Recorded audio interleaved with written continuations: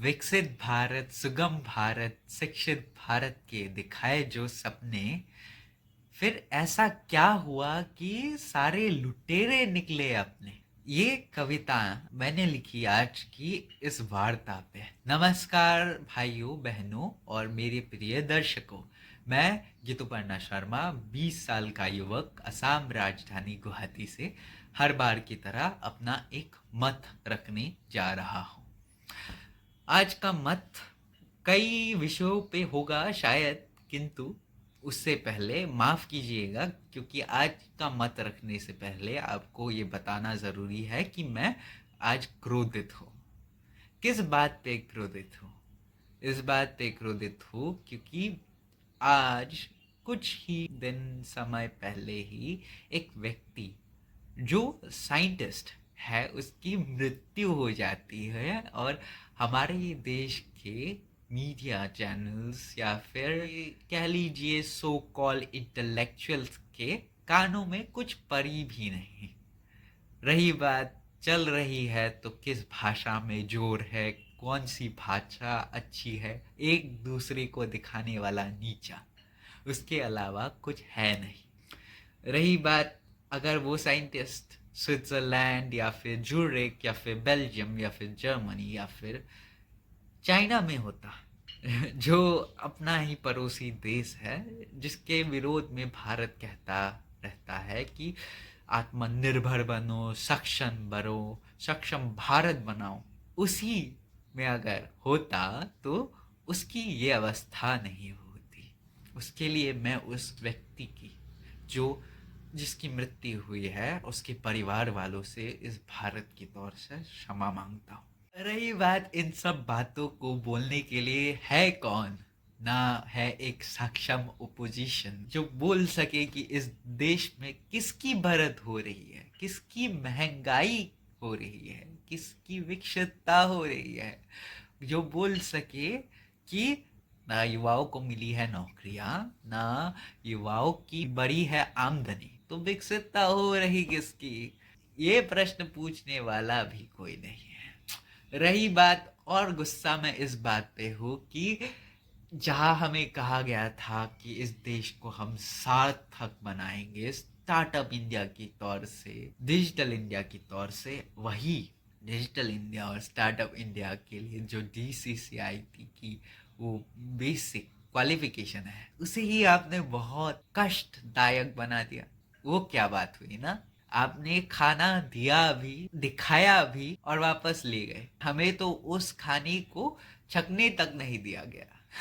उन लोगों का तो भला ही होगा जो एक बार उसे छू कर भी आए हो, पर हमें तो कुछ मिला भी नहीं।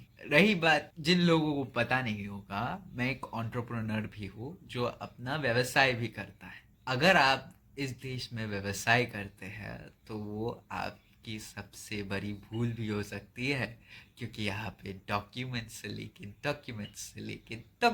लेके इतनी प्रॉब्लम्स होती है ना। इसीलिए कहते हैं क्या बिजनेस का चक्कर हो क्या भैया, बिजनेस का चक्कर। ये लोग जो कहते हैं औरत का चक्कर बाबू भैया, औरत का चक्कर, वो गलत कहते हैं। सही है बिजनेस का चक्कर बाबू भैया, बिजनेस का चक्कर।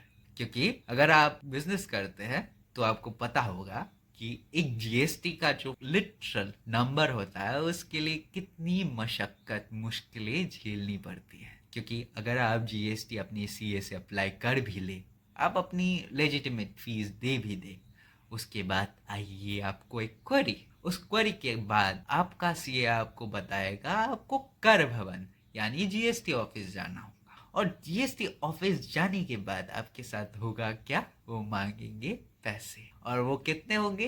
3, कभी 5, कभी 10, और आपके हाथ में बचा क्या? जो बिजनेसेस शुरुआत में ही 10,000 रुपए GST के नाम पे दे देते हैं, उनको तो बाद में क्या करना होगा सोचिए। इसीलिए उद्योगपति जो देश को छोड़ के जा रहे हैं वो मजाक नहीं है, वो इस कारण से जा रहे हैं, भारत के टैक्सेशन से, जो मुझे पहले लगता था अच्छा है। मैं GST के साथ खड़ा था, परंतु आपने GST को ही धोखा बना दिया। इसका दर्द हुआ है हम सबको, भारतीय युवाओं को हुआ है।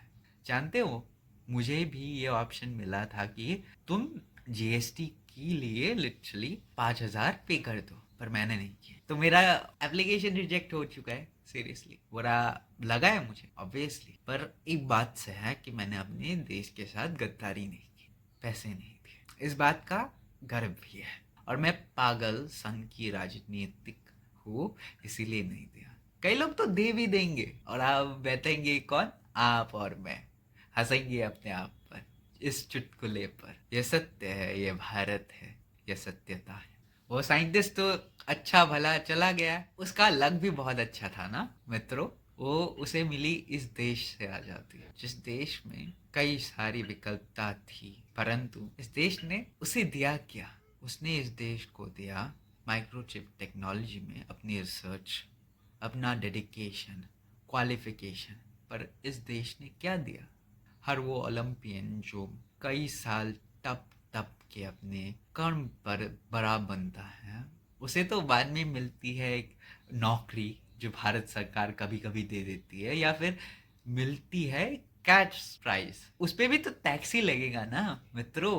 खेल इस बात का भी है, बुरा लगेगा पर सच है, कटु है। ये सारे प्रॉब्लम्स है, ये सारे मुद्दे हैं, पर भारत सरकार में कोई ऐसा नहीं, या ओपोजिशन में भी कोई ऐसा नहीं जो इस बारे में बोल सके, क्योंकि भाई सबने ये सब किया है। सरकार इनकी हो या उनकी, ये सिस्टम तो हमेशा रहेगा, चोर चोर ही रहेगा। हमने ऐसा जमाना बना ही दिया जहां राजा का बेटा राजा नहीं, जो राजा के लिए हकदार होगा वो राजा कभी नहीं बन पाएगा, सिर्फ राजा का बेटा ही बन पाएगा। मैं बोलने वाला था कि राजा का बेटा राजा नहीं, हकदार राजा बनेगा, पर ऐसा तो है नहीं ना। हाँ, कुछ चीते गिरेगी, वो चीतों में से 2-3 ऐसे लोग पैदा हो ही जाएंगे जो शायद राजा बन जाए, पर उनके अलावा ना, कोई और राजा तो बनेगा ही नहीं।